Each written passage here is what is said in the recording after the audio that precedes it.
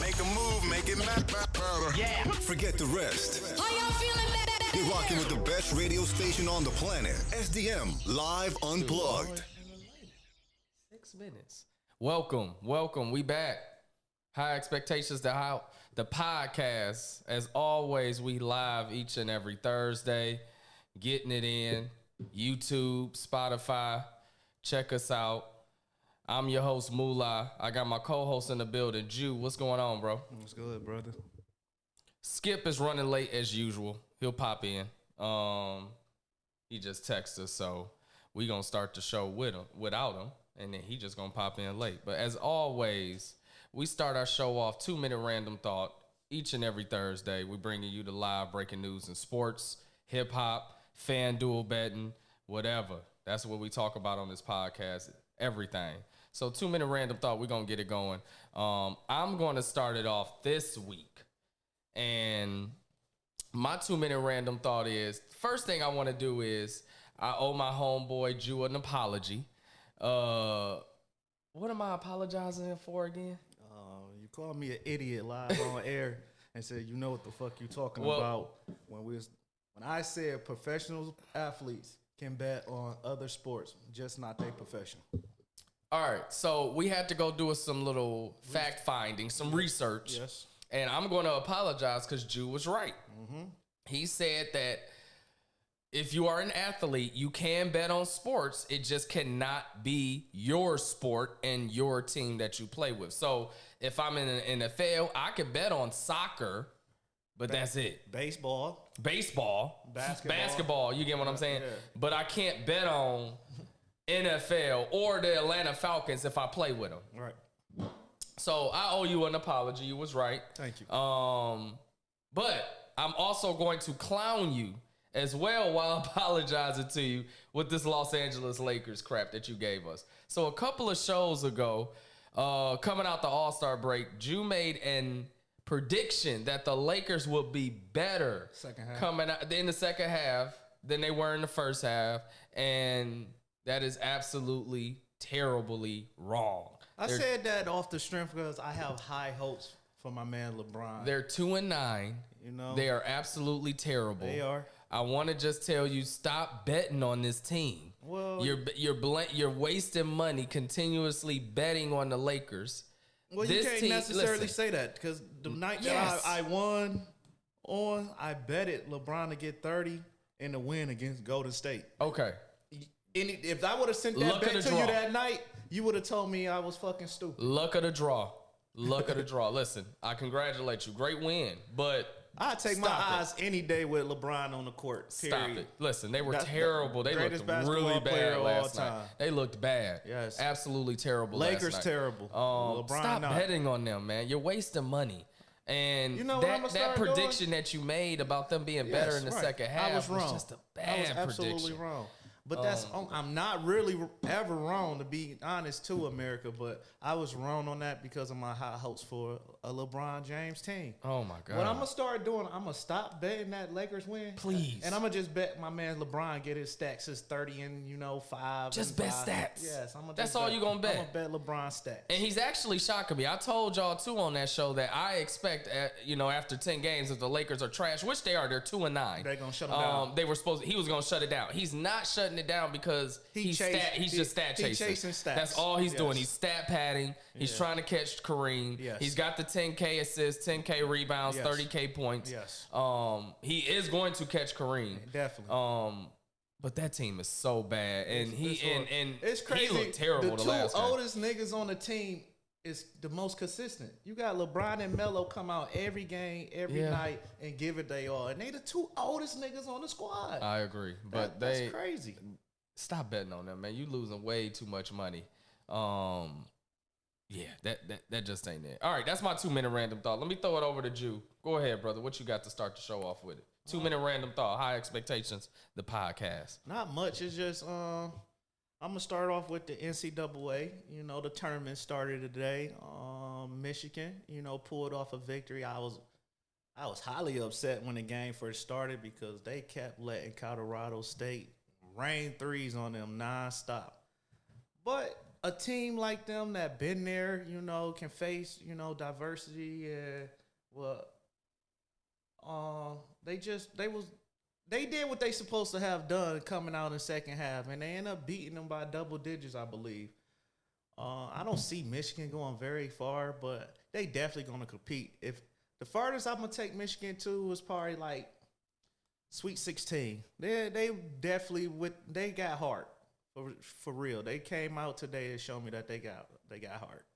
And Juwan Howard got something to prove as a coach. And I'm quite sure he's going to be working them boys hard in them boys' ears, you know, heavy throughout this whole tournament, which they might pull off some upset victories. But I don't see them surpassing the Sweet 16. And that's pretty much it. If I had to pick a winner for the NCAA tournament, I'm going to roll with Kentucky or Baylor for the repeat. Okay. Who you got? I like Kansas. You like Kansas? I think Kansas is really good.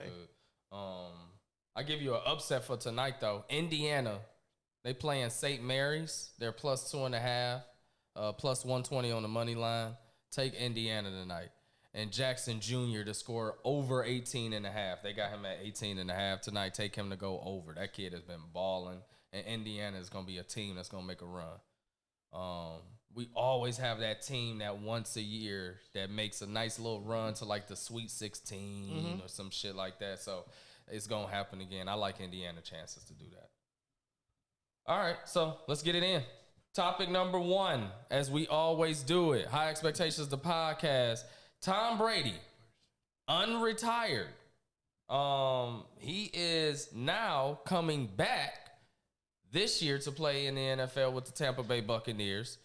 He announced that a few days ago that he is coming back. 40 days after announcing that he retired. What are your thoughts, Drew? We spoke on this because we had a topic on a show a few shows ago. Well, we didn't tell you that.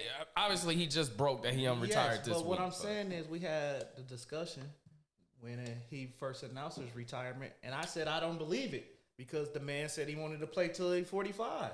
Correct. And I think he did the, I'm retired thing to get away from the team, to take some time and not have to go to meetings or deal with the media or answer any questions from anyone. That was a smart move to just be gone for 8 weeks without having the Tampa Bay asking him, who do you want on the team? And what you plan on doing next year? Like, he didn't have to answer those questions. He got away from those questions by saying he was retired. I knew the man was coming back. He still had a point to prove. Like, how going out with an L, that's not Tom Brady. He want to go out on top. So definitely, I can see them coming back next year, going far again. They just need to be healthy. It was just too much going on this season in the locker room. It was just too much for the Bucs to handle that. Things didn't pan out for them.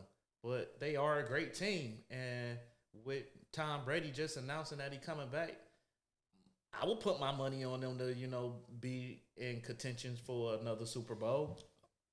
Yeah. No, I agree. I think Tom Brady coming back is first of all, I don't think he wanted to come back and play with Tampa. I disagree. I think I felt like he retired in the first place because I don't think he wanted to play with Tampa.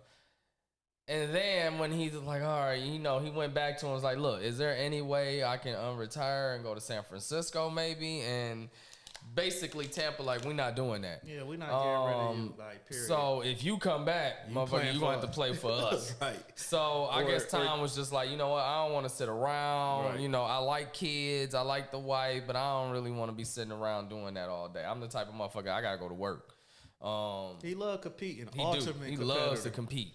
And that's something that I just feel like with him, he's not going to have anything off the field that's going to really quench his thirst like football. I just don't see it. That's why he unretired and came back.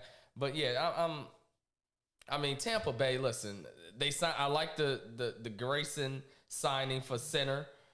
that they signed. Russell Gage. Yeah, Gage. The receiver. Yes. That played with Atlanta when they had Julio and he was the third receiver. Julio and I forgot Ridley. who else they had. And Ridley. Good receiver. They're gonna be good. Listen, they got Tom Brady. Tom Brady had an MVP type season last year. They're gonna be good. I just don't know. I don't know. It's still something to me about them. Like last year, I was like, all right, I'm going with Tampa. Tampa's back in it. I could see them going far. They're going to make it to the Super Bowl. And then they didn't. And then this year, it's just, I don't know. It's something about the team that I can't really put my hand on. I mean, they lost Godwin at a critical they moment did. in the season. Well, I'm talking about right now. It's nothing that I could really put my hand on and say, healthy, oh, yeah. and as long as he's healthy, the dude caught 96 passes and didn't even finish the season. Yeah, but I don't know, man. That's a big weapon to lose going into the playoffs. I don't know about Tampa this year. I just don't know.